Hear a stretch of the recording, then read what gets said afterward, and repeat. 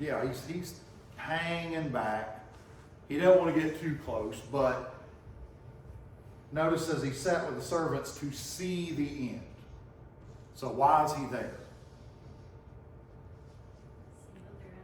He wants to see what they're going to do to Jesus, right? So he's still afraid to go forward, but he's still his curiosity. What are they going to do to him? And Jesus has already told Peter and all the others, well, they're going to kill me. That's what they're going to do to me. But Peter is watching from a distance. But he's close enough. We know that he's close enough that he can see Jesus and Jesus can see him. How do we know that? Yeah, because we're going to see later, he looked at it. After he denied him 3 times, Jesus looked at him. And Peter saw Jesus look at him. And Peter lost it. And he wept bitterly. It's like, man, I did exactly what he said I would do. I swore I wouldn't do it, and I did it. Just like he said I would.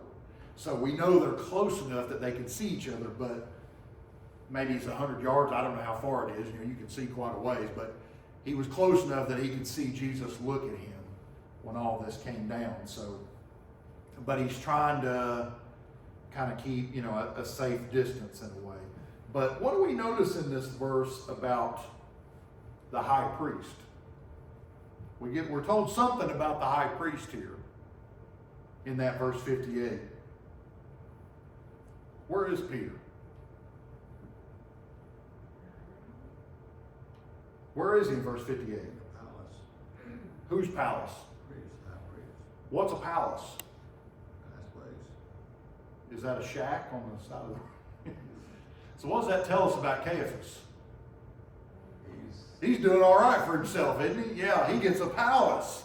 He doesn't just get a humble abode like a lot of other people. It's pretty good to be the high priest. Okay? So he kind of reminds me of some of these TV preachers today that live in $10 million homes and they've got 15 cars and they take a private jet everywhere they want to go and getting rich off the Lord. Now, nowhere did God say, well, if you serve me, you got to be poor. That's not my point. But these people are, they're pocketing a lot of this money that's coming in for their own personal benefit. You think God really wants us to do that? No. It's okay to have money. Again, I'm not saying, no, God expects me to be poverty stricken. No, he doesn't. But if for some reason millions of dollars were coming into this church and I'm taking half of it for myself, yeah, God would be really displeased with me. I'm profiting off of him. It's okay to make a living, but that's ridiculous.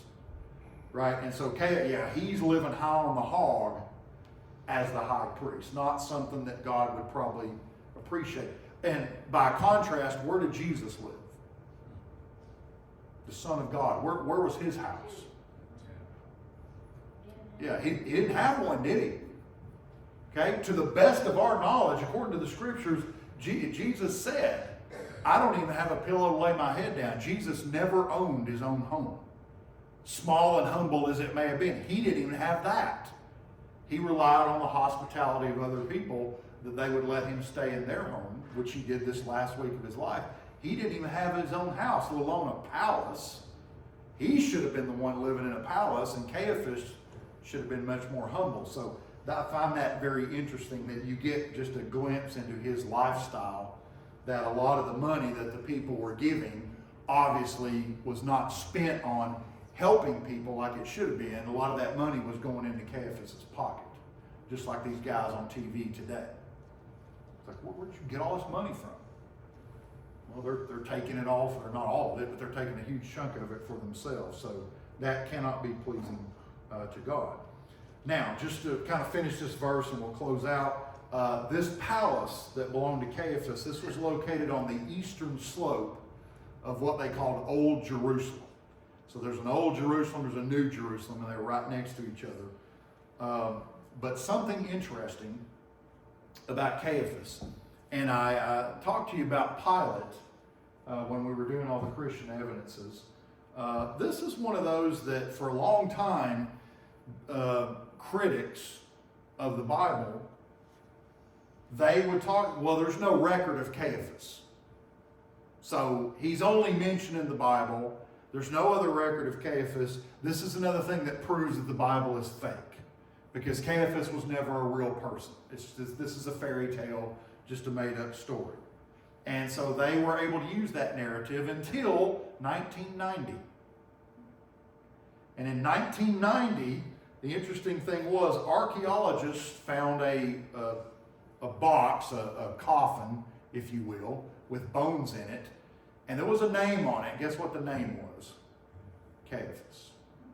Turns out he did exist, and he was a real person. And they could tell by it that this had been a high priest. Okay? So didn't find that until 1990. So once again, another criticism of the Bible bites the dust. Okay? Every time we see something asserted in the Bible and archaeologists go looking for it, how many times has the Bible been right?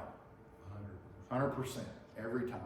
It's always confirmed. There may be things we haven't found yet, but sooner or later what we find confirms what the Bible says. We've never found anything that contradicts what the Bible says. So that's an interesting thing as well. So Peter's going to sit there with the palace guards.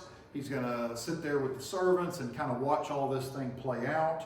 And it's while he's sitting there that people are going to start to ask him, hey, you're one of those Jesus guys, aren't you?